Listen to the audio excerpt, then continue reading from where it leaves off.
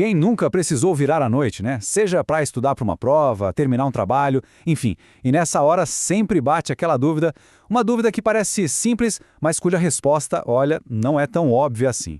E aí, de um lado a gente tem a tentação de acender tudo que é luz para tentar enganar o sono. Do outro, a ideia de ficar no escuro, para meio que simular a noite e não bagunçar tanto o corpo.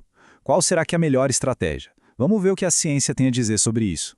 Ok, vamos mergulhar no que acontece dentro do nosso corpo, porque a escolha entre luz e escuro durante essa maratona noturna afeta não só o cansaço do dia seguinte, ela mexe com o nosso relógio biológico e até com o nosso metabolismo por vários dias.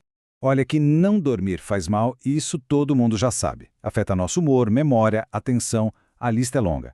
O que a ciência está descobrindo agora é que as condições em que a gente fica acordado, principalmente com ou sem luz, podem mudar e muito o tamanho do estrago no nosso corpo.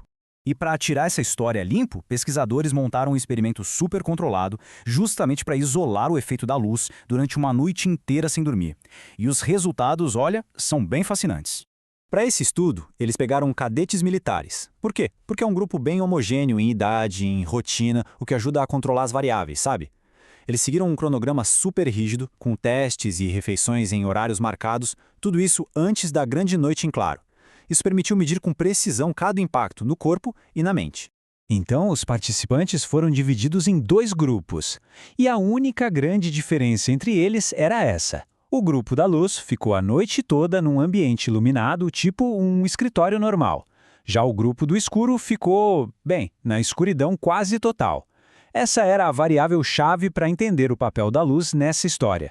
E é aqui que a coisa começa a ficar interessante, porque no começo parecia que tinha um vencedor bem claro, o que explica por que é tão tentador manter as luzes acesas quando a gente precisa varar à noite.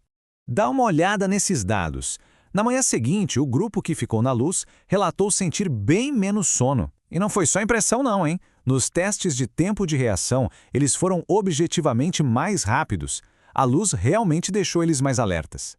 A conclusão inicial do estudo, então, parece óbvia.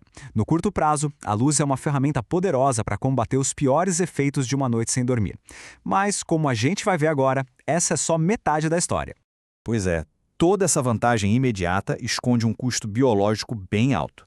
A luz, apesar de ajudar a gente a ficar alerta, estava mandando sinais super confusos para o relógio interno do corpo. E este gráfico aqui é a prova do crime. A luz artificial basicamente desligou a produção de melatonina, que é o hormônio que avisa o corpo que está na hora de dormir. Repara só na linha vermelha, do grupo da luz. A produção de melatonina foi praticamente zerada. O cérebro deles foi enganado, achando que ainda era dia. Enquanto isso, o grupo do escuro, na linha azul, teve seu pico normal do hormônio. Esse processo todo bagunça que a gente chama de ritmo circadiano.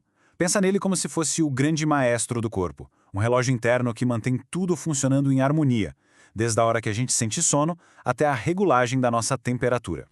E as consequências dessa bagunça são bem claras aqui. O ritmo da temperatura do corpo, que é o marcador super importante do relógio biológico, ficou totalmente desregulado no grupo da luz. Para eles, foram necessários 5 longos dias para o corpo voltar aos eixos. Já o grupo de escuro se recuperou em só 3 dias. E o mesmo padrão se repetiu nos ritmos de atividade. A recuperação do grupo da luz foi bem mais lenta de forma consistente. Ou seja, ficar acordado na luz causou uma perturbação muito mais profunda e duradoura no relógio biológico. Este gráfico resume tudo de um jeito bem direto. A luz pode ter ajudado a se sentir melhor na manhã seguinte, sim, mas o preço foi quase o dobro do tempo de recuperação para o sistema circadiano se reajustar. É uma troca e tanto. Mas a desregulação do relógio biológico não foi o único efeito colateral, não. O estudo revelou ainda uma outra camada de complexidade, que envolve nosso metabolismo e até o que a gente tem vontade de comer.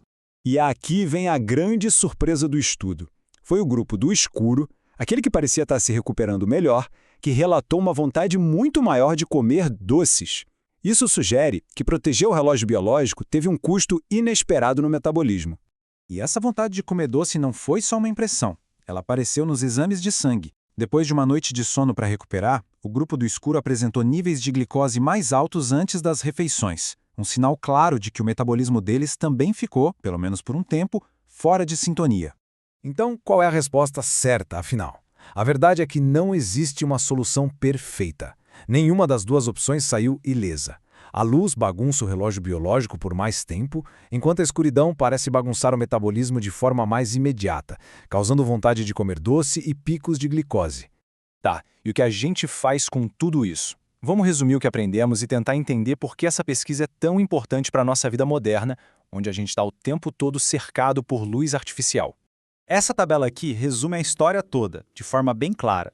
Virar a noite com luz te dá benefícios imediatos, te deixa mais alerta. Mas o custo é uma recuperação do relógio biológico muito mais lenta. Já virar a noite no escuro preserva melhor esse relógio, mas pode te deixar com um desempenho pior no dia seguinte e ainda causar uma desregulação no metabolismo. Isso tudo nos leva a uma reflexão final, que talvez seja mais importante.